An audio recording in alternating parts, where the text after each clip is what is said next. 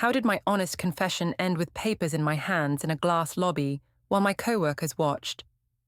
Why did he look calm when I looked ruined, like he had been waiting for this day? What happens when the man you called weak shows up with a legal plan that starts today? My name is Ligeia Mercer, and I always had a way to make a room look at me first.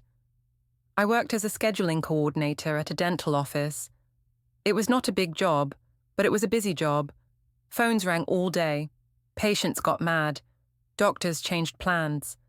I liked being the one who fixed it. I liked being needed. At home, Ethan acted like I was a problem to solve, not a person to love. He was 36 and worked in IT. He lived by rules and lists. He cleaned as he went. He closed cabinets. He checked locks twice. When he spoke, he used a calm voice like a mask. I told myself his calm was his weapon. That morning, I stood in our kitchen with one sock on, and I watched him wash his mug. He placed it on the drying rack, far from mine, like a small border. It made me angry in a quiet way. I did not say that out loud. I told myself it was nothing.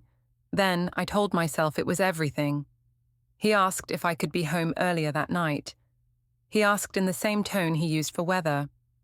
I said the office had staffing issues. I said I might need to stay late.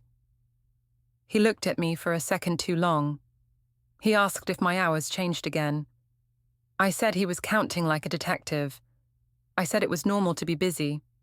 I said I was building a future for our family. He nodded once, but his eyes stayed sharp. He asked if I was okay. I said he was acting strange. I said his questions made me tired. I said I needed support, not pressure. I liked how that landed. Support, pressure. Those words made me sound reasonable. He put his phone in his pocket, and I saw it for a moment. The screen flashed a small calendar alert. I did not read it at first, but I noticed the color. I noticed the time block. He turned the screen down fast, like he forgot I was there. That tiny move stayed in my head all day. At the office, the air smelled like mint paste and printer toner. Tara sat 2 desks away from me. She was the kind of friend who laughed loudly and asked questions like she was doing you a favor.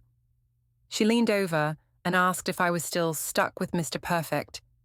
I said Ethan was fine. I said he was just intense sometimes. I said it like I was the patient one. Tara asked if he still checked my phone sometimes. I did not correct her, because he did not do that. Ethan never grabbed my phone. He never yelled. He never forced anything. But it felt good when Tara assumed he was like that.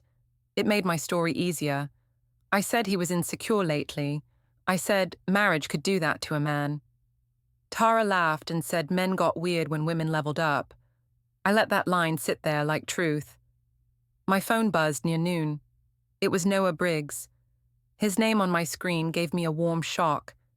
He was a sales rep who came through our office sometimes. He always smelled like clean soap and travel shampoo. He always acted like the world owed him a smile. He asked if I was free later.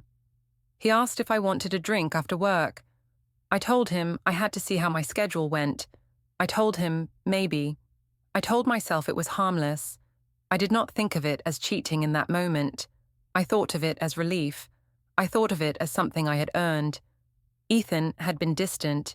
Ethan had been cold. Ethan had been tired. I said those things in my head like a list, like proof.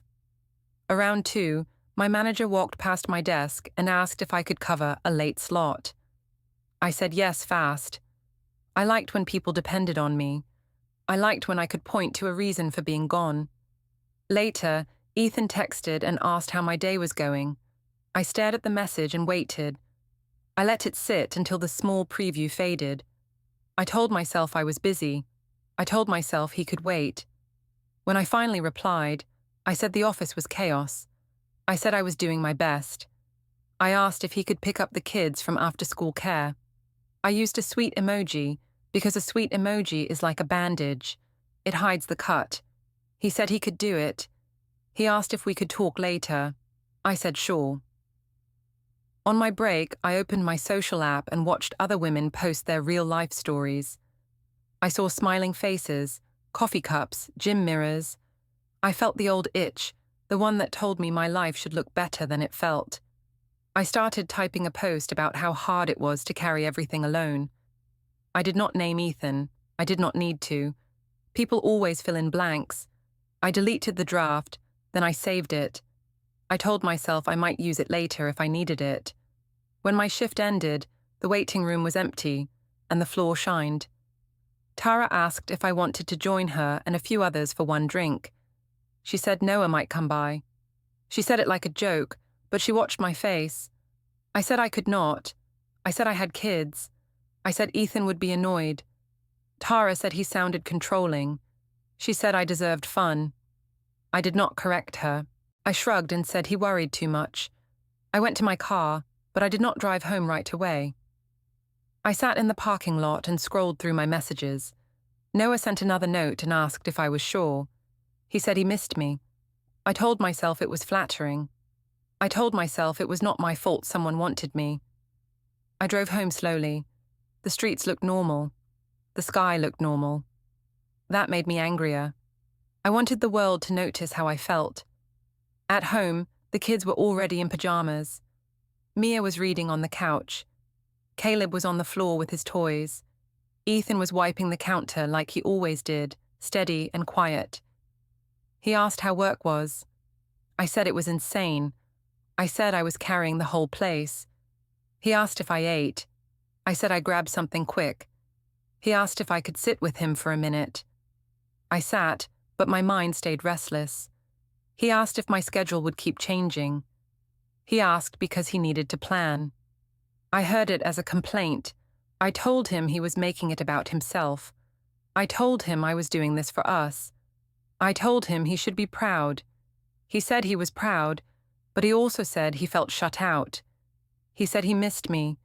He said he did not like how far away I seemed. I wanted to laugh. I wanted to shout that he started it. Instead, I sighed like I was exhausted by his feelings. I told him I was tired of being monitored. I told him marriage should have trust. I told him his questions made me feel small. He looked down at his hands and went quiet. Before we dive deeper into this story, I have one small request.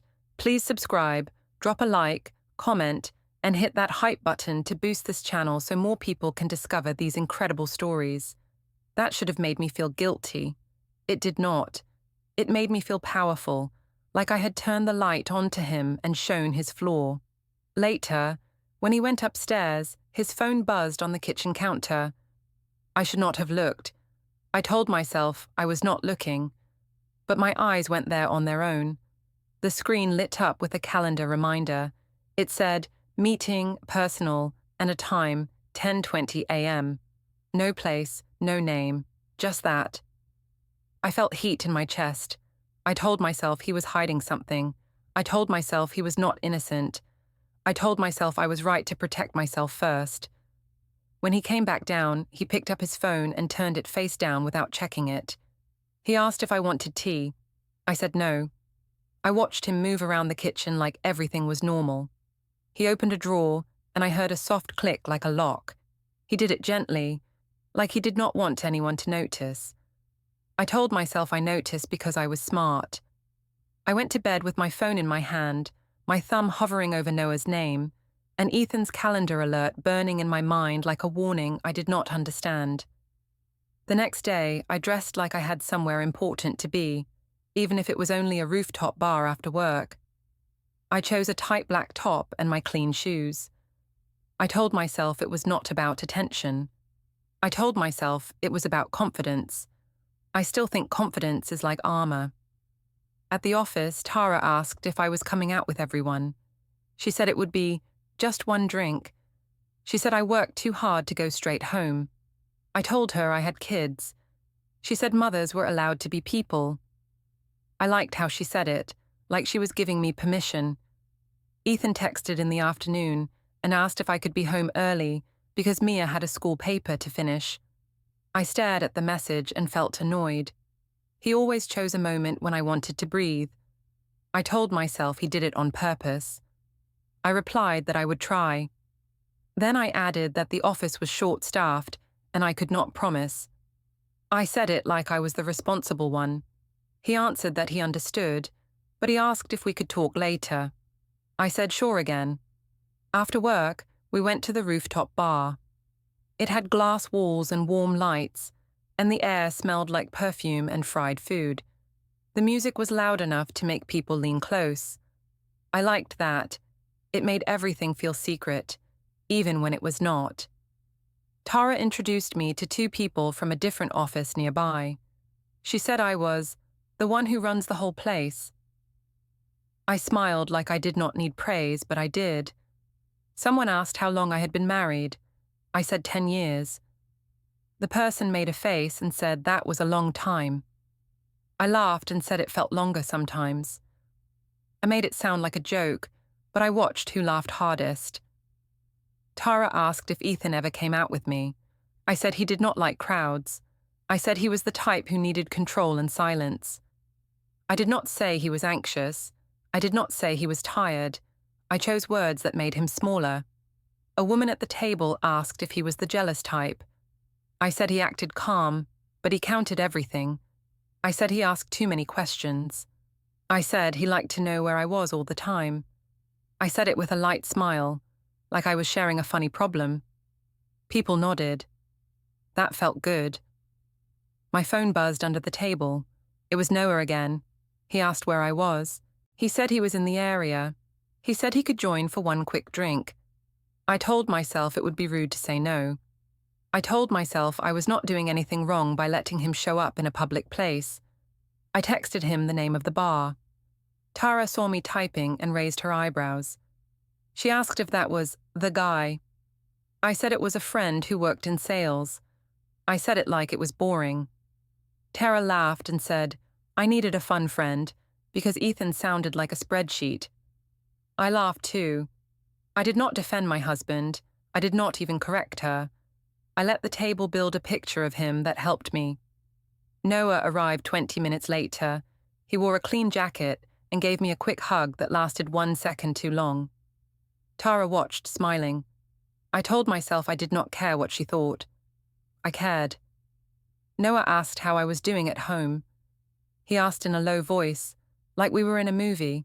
I said things were tense. I said Ethan did not understand me. I said I felt alone even when I was not alone. Noah said I deserved to feel chosen. That line made my stomach flip. It also made me angry, because I thought I should not need that line at all. My husband should have said it without being asked. At one point, Tara took a photo of the table and posted it. She tagged everyone she could. She asked if she should tag me too. I said yes. I told myself it was normal.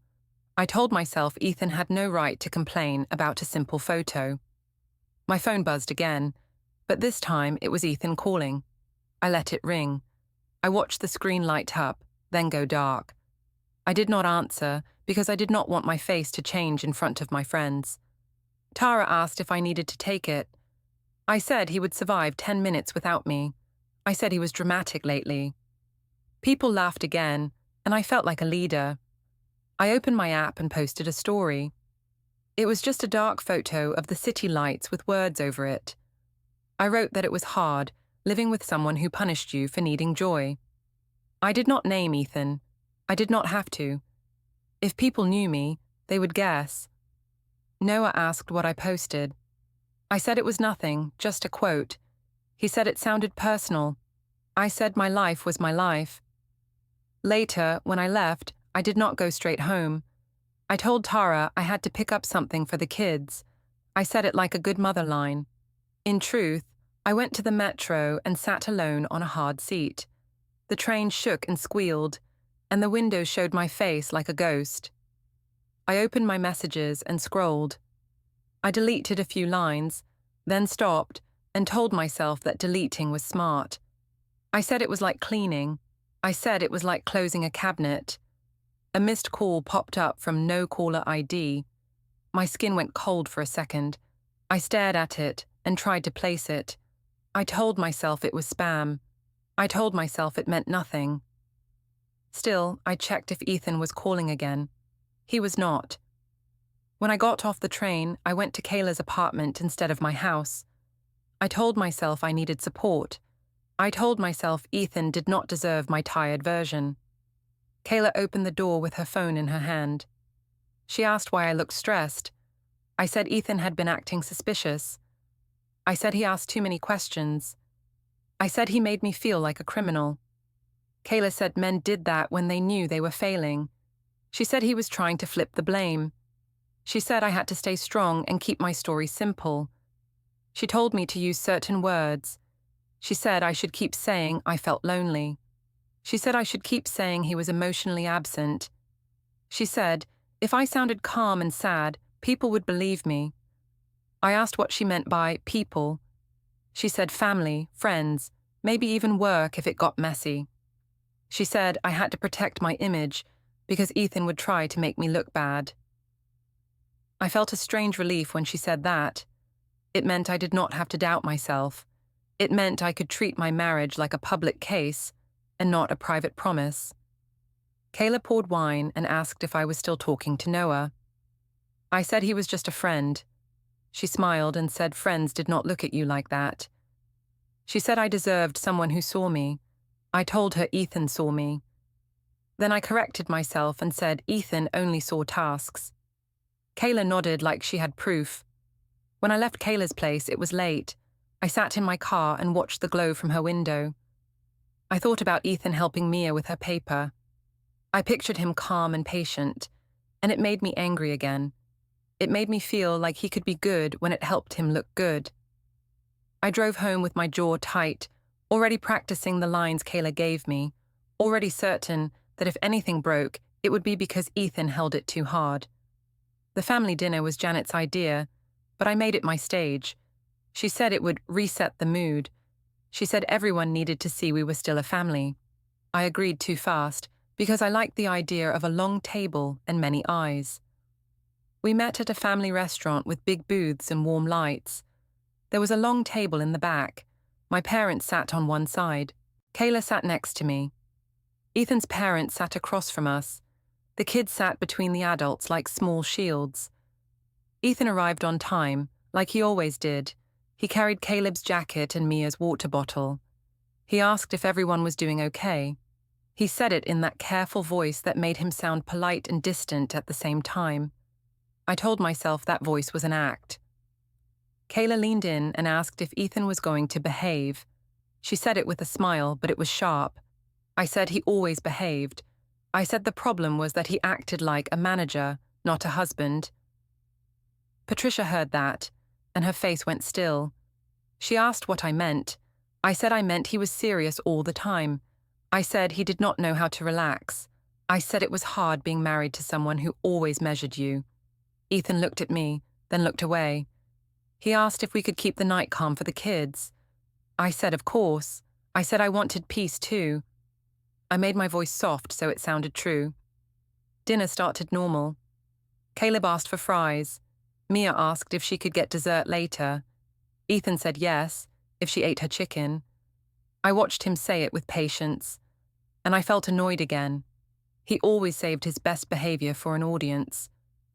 Tara was not there, but the same energy was. My family loved jokes, and Kayla loved attention. She asked Ethan how his little computer job was going. Ethan said work was fine. Kayla asked if he still tracked my schedule. Ethan said he did not track anything, and he only asked because of the kids. I laughed and said he was modest. I said he asked a lot of questions, and I said it like a cute complaint. Janet joined in and said husbands could be needy. Frank stayed quiet and looked at his plate.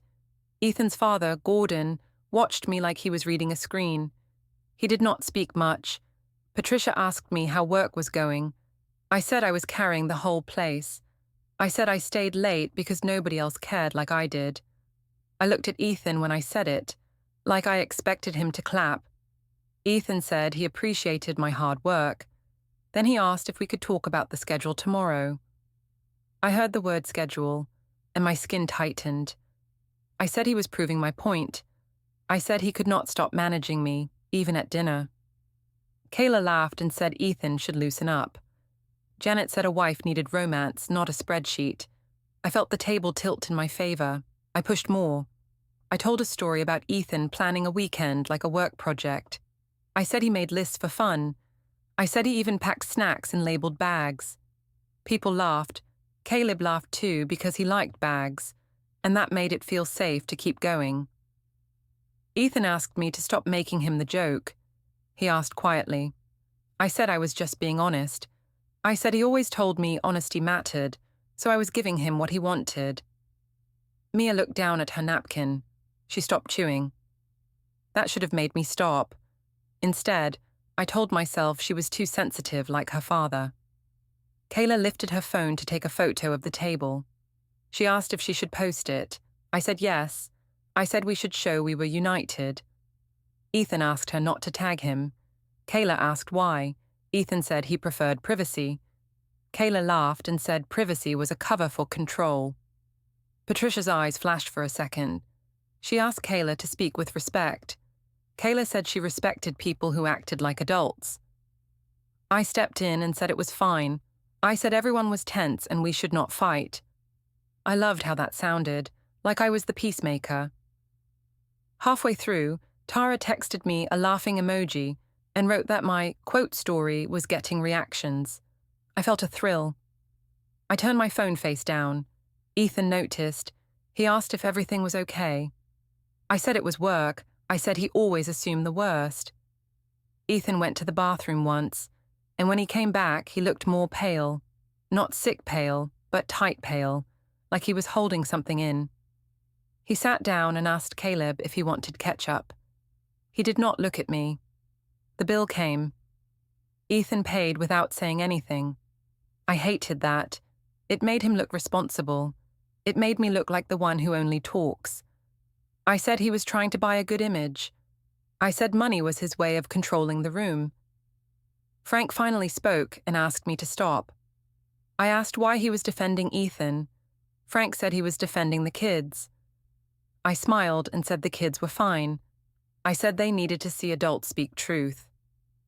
Ethan asked again if we could keep it calm. I said he was the one making it tense by acting hurt. After dinner, the group split in the parking garage. The lights were bright and cold. The air smelled like fuel. People moved toward their cars in small clusters. Ethan waited until we were alone near our car. He asked why I enjoyed embarrassing him. He asked in a low voice. He said he did not understand what he did to deserve public jokes. I said he was being dramatic. I said I was just sharing my experience. I said he always wanted me to communicate, so I was communicating. I said if he felt embarrassed, it was because he knew it was true. He asked if I even liked him anymore. He asked it like he already knew the answer and was still hoping. I said of course I liked him. I said I married him. I said he was the one pushing me away with his coldness. I said he acted like I was a problem to manage, not a wife to love. He looked at me for a long moment. Then he opened the trunk. I thought he was getting the kids' backpacks. Instead, he leaned in and moved a flat folder, the kind people used for paperwork. I saw a label on the edge. It said Utilities in neat letters. He checked something inside, then closed it. I asked what that was. I tried to sound casual. He said it was household stuff. He said he was organizing. I said it was weird to do that in a parking garage. He said he had time while everyone said goodbye. He said there was nothing weird about keeping records. He closed the trunk, and his phone made a small, soft beep. It sounded like a short alert, not a text tone. He looked down, tapped once, and the screen went dark. I asked who was messaging him. He said nobody. He said it was just an app reminder. That annoyed me more than any argument. I wanted a fight. I wanted him to say something wrong so I could point at it later. But he stayed careful. On the drive home, the kids were quiet. Mia asked if we were mad at each other. Ethan said we were just tired. I said we were fine. I said adults talked and then moved on. Mia asked why Dad looked sad at dinner. I said he was stressed from work. I said he worried too much. Ethan did not correct me. He just kept driving. When we got home, he carried Caleb inside and tucked him in. He helped Mia brush her teeth. He did normal things, like a man who wanted proof he was normal. I watched him from the hallway and told myself it was all performance. I told myself the folder and the beep and the pale face meant he was hiding something too. I told myself I was not the only one with secrets. The next week started with school pickup, and I told myself I would be calm. I said I would stop reacting. I said I would focus on the kids. That is what I told myself, but I still watched Ethan like he was a threat. The pickup line moved slow. Cars crept forward. Parents stood near the gate in little groups talking. I parked, fixed my hair in the mirror, and stepped out like I had nothing to hide. Ethan was already there. He stood a few meters away, not close to me, not close to anyone. He looked like a man waiting for a bus. A mom I knew from Mia's class waved. She asked how I was doing. I said I was fine, just busy. I said Ethan and I were working through a stressful patch. I used those words on purpose.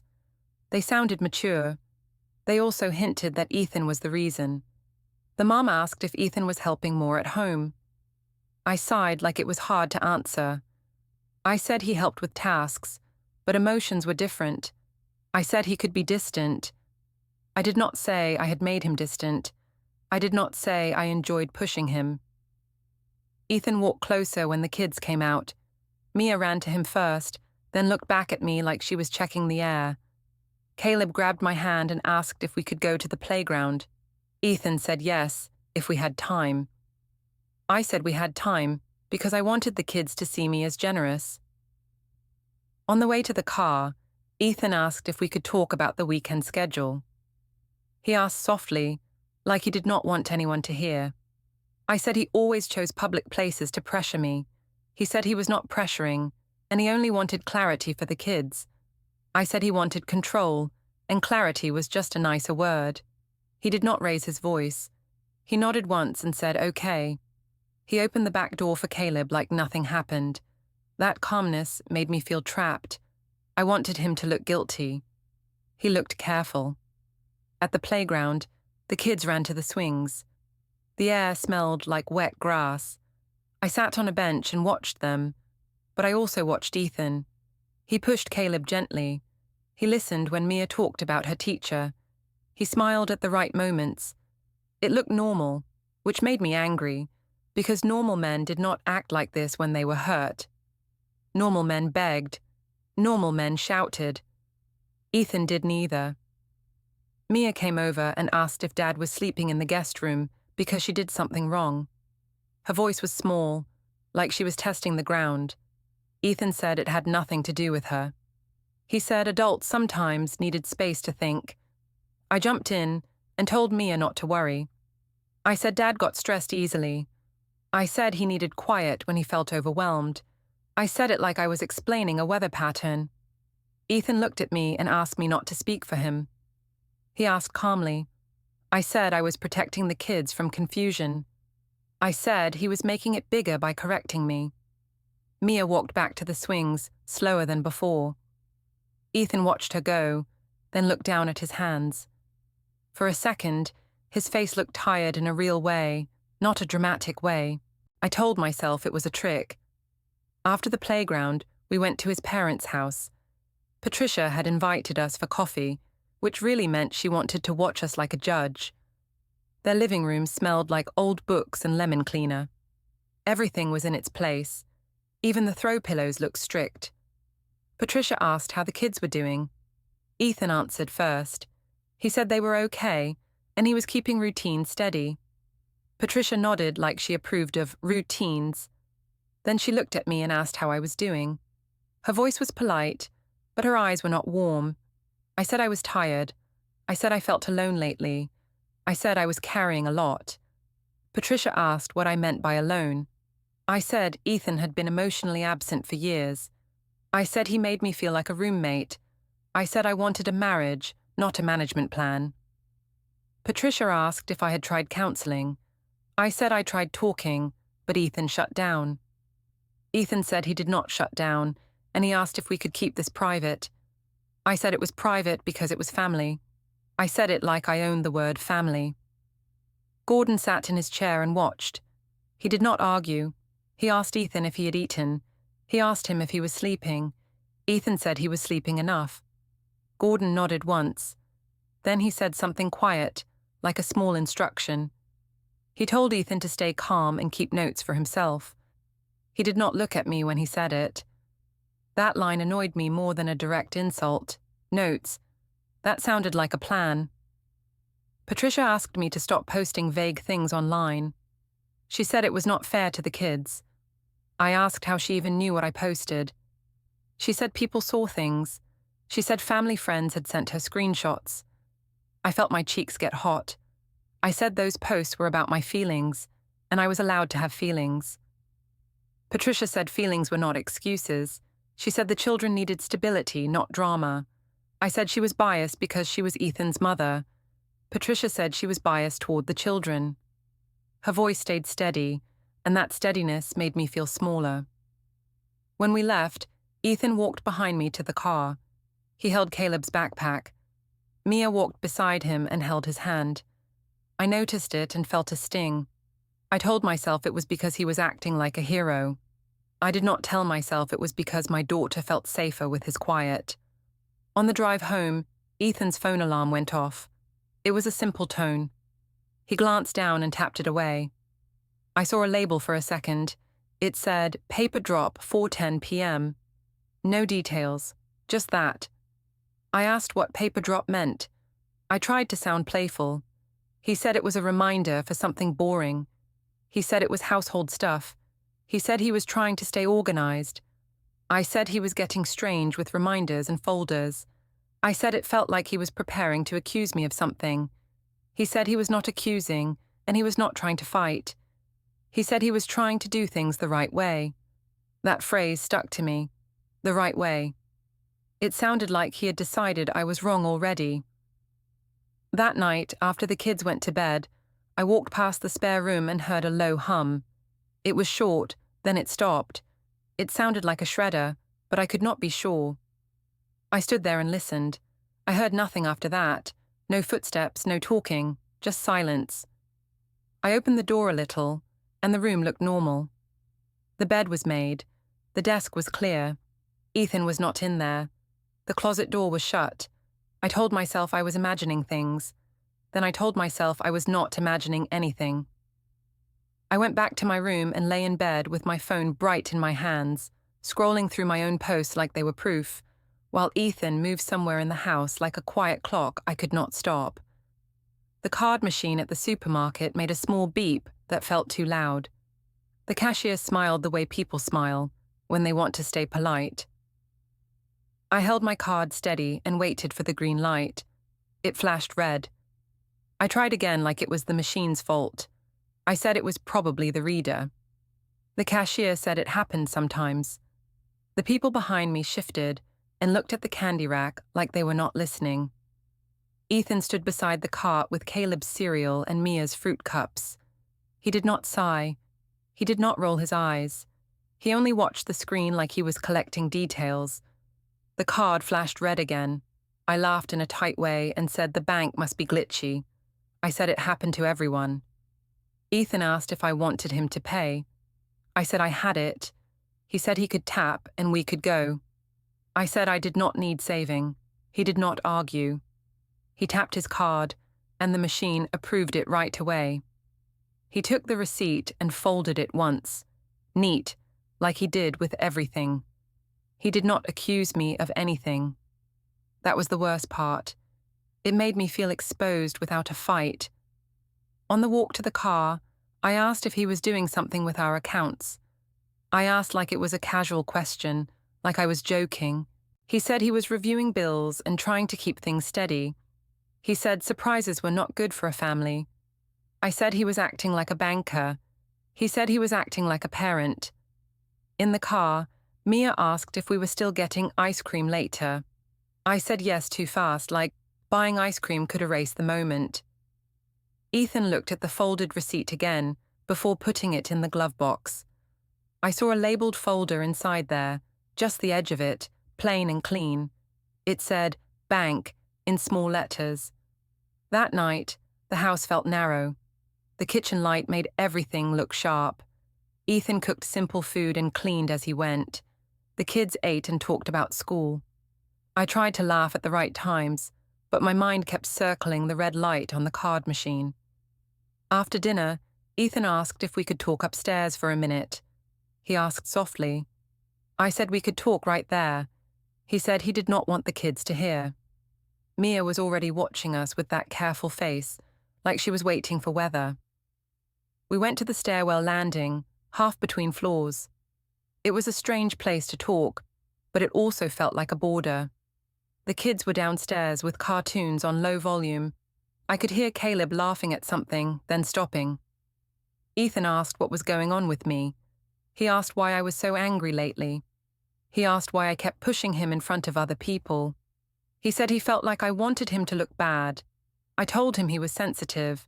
I told him he cared too much about what others thought. I told him I was just speaking truth. He asked whose truth. I said mine. He asked if there was someone else. He did not say it like a threat. He said it like he had already carried the thought around for weeks. I felt something hot rise in my chest. Part of me wanted to deny it and keep control. Another part of me wanted to drop it on him, like a heavy object, and see if he finally broke. I said I was tired of pretending.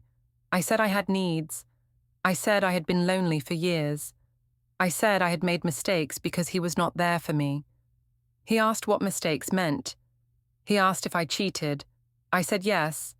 I said I slept with multiple men during our marriage. I said it in one breath, like ripping off a bandage. Ethan's face changed fast. The color left him. His mouth opened like he wanted to speak, then closed again. He did not shout. He did not grab the rail. He only stared at the wall for a second, like he was reading something invisible. He asked how many. He asked when it started. He asked if it was still happening. I said the number should not matter if he understood what I felt.